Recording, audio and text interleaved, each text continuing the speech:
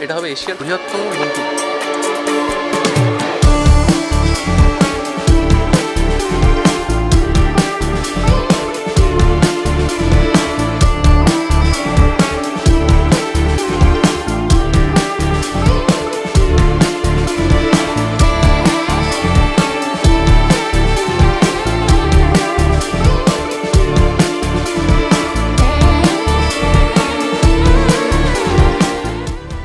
সময় বলছে ঠিক রাত 10:16 আর আমি এখন আছি পিসি বাড়ি পলতাতে। এবার তোমাদের মনে হতে পারে যে এই রাত্রেবেলা ভিডিও শুরু করার কারণটা কি? কারণ কালকে সকালবেলা আমরা একটা ট্রিপে বেরোচ্ছি, ছোটো ট্রিপ, বাট কোথায় যাচ্ছি এটা তোমরা বুঝতেই পারছো আশা করি। তো বাকি কথা কালকে হবে। সো হ্যাঁ my YouTube family, I am only Godu master and welcome to my YouTube channel. Let's গো।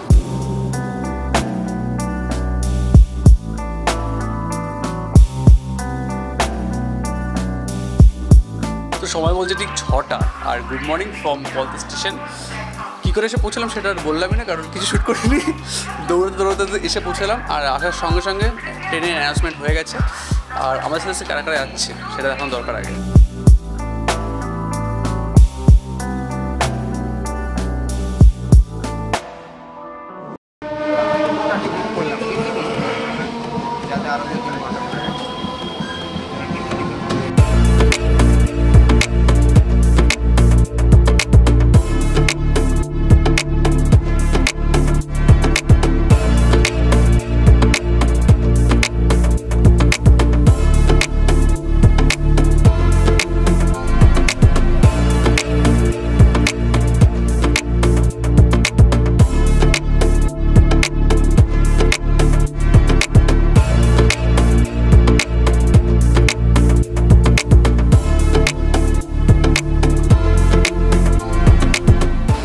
পিসির সাথে যখন বেরিয়েছি তো রাস্তাঘাটে পিসির টোপলা তো খুলবে, এটা মাস্ট। তো পিসির টোপলার খাবার খেতে খেতে আমরা এখন পৌঁছে গেছি সিনেমা সিটি জংশনে। সেখানে ভালো দেখে একটা দোকান খুঁজে পেট ভরে খেয়ে নিয়েছি। লুচি আর কি ছিল ওটা তড়কা বলা যায় না, ওটা যা ছিল পেট ভরে গেছে, এখন এনার্জি এসছে, এখন ফুল ব্লগ বানাতে পারবো, ঠিক আছে? না হলে এতক্ষণ ধরে হচ্ছিল না ঠিক। এখন আমরা অটোতে উঠে গেছি, অটো করে যেতে হবে আমাদের। কোথায় যেতে হবে? মায়াপুর ঘাট। আস্তে আস্তে গরমও বাড়ছে, এবার যত তাড়াতাড়ি পৌঁছলে তত ভালো।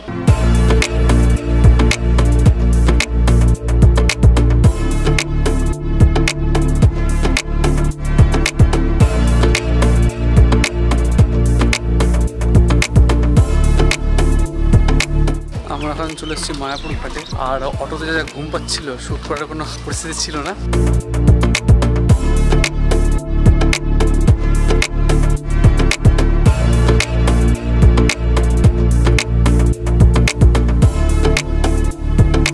অলরাইট, আমরা চলে এসেছি আমাদের গদা ভবন, যেখানে আমরা রুম বুক করেছি। আর পিছনে দেখতে পাচ্ছ না জানি না, ইসকনের মেইন মন্দির। খুব দুর্দান্ত লাগছে এখানে দেখে, মানে নিজের চোখে দেখছি তো আলাদাই লাগছে এখানে দেখতে। আর এখানে যে রুমগুলো পেয়েছি আমরা, মানে আমি বুক করেছি, হয়তো বুক করেছে। সো অসাধারণ রুমগুলো এখানে। তো চলো রুমটা দেখিয়ে দিই। আর এখানে মানে পরিবেশটা যেরকম শান্ত সেরকম ঠান্ডা আছে। এমনকি এই যে মেঝে দেখতে পাচ্ছ, মেঝে পুরো খালি পায়ে আমি ঘুরে বেড়াচ্ছি, একটা ধুলো নেই সহজে। আচ্ছা ওই রুমটা না আমাদের?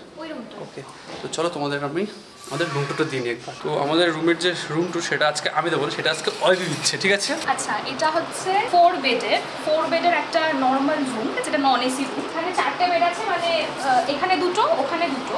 তো এইটা জাস্ট 2টো দেখে মনে হচ্ছে না, বাট এটা এরকমভাবে বার করলে এখানে আরেকটা বেরিয়ে যাবে বেড। বড় একটা আয়না রয়েছে। এই দুই মূর্তির মুখ দেখা যাচ্ছে এখানে। ওর মা আসার সঙ্গে সঙ্গে তিলক কেটে নিয়েছে, দেখেছিস? আগে তিলক কেটে নিয়েছে। বাথরুমটা ওকে, লেটস গো। ওয়াশরুমটা খুব পরিষ্কার। আর এটা আমাদের সেকেন্ড রুম, দেখতে পাচ্ছ। এটা 2 বেডের একটা রুম, দুজনে থাকার জন্য।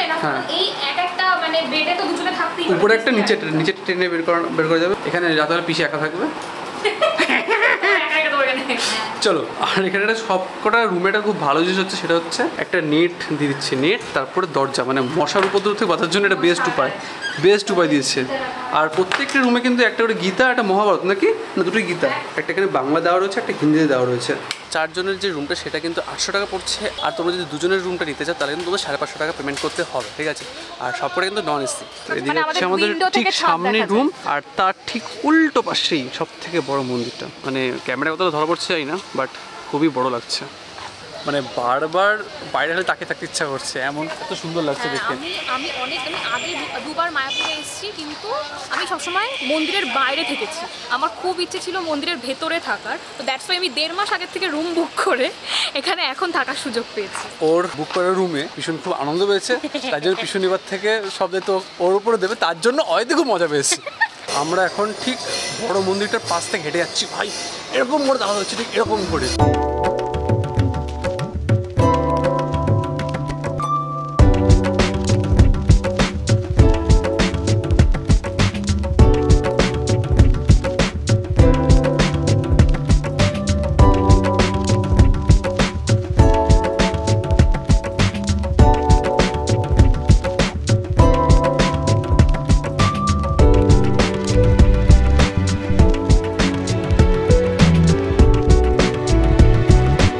মন্দির চত্বরের এখানে একটা ম্যাপ ছিল, মানে সাইনবোর্ড করে দেওয়া ছিল, সেটা তোমার যদি মনে হয়, যদি কোনো হেল্প হয় তো স্ক্রিনশট তুলে দেখে নিতে পারো।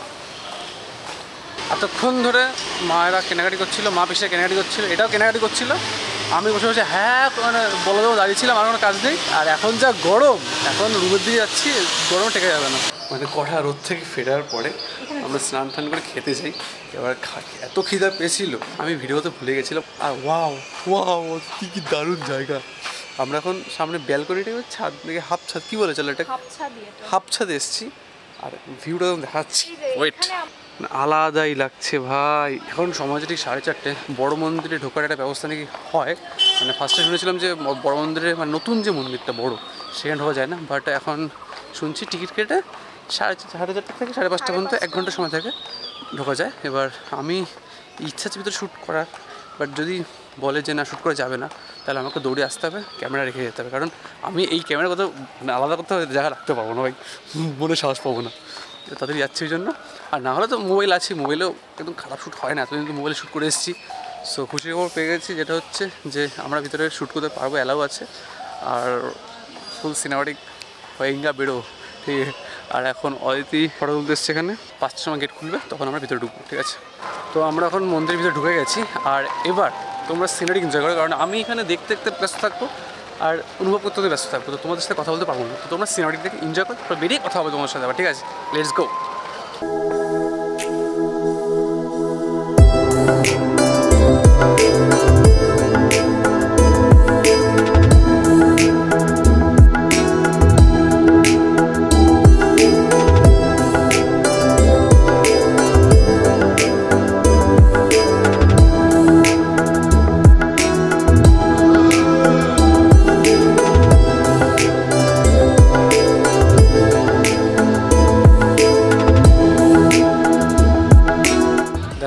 সত্যি কথা বলতে গেলে এক্সপেকটেশন ছিল অনেক কিছু, যে অনেক কিছু দেখতে পারবো, কিন্তু কোনোটাই মানে বাইরে এত সুন্দর করে সব সাজিয়ে মানে রেডি করে ফেলেছে বাইরে। হ্যাঁ, তো ভেবেছিলাম ভিতরে তো অলরেডি রেডি থাকবে, তোমার দিকে ভিতরে কিছু রেডি হয়নি এখন, কিছু হয়নি, বাট এখনো 3-4 বছর মানে না, এখন লেখা ছিল 25 মার্চের মধ্যে রেডি হবে।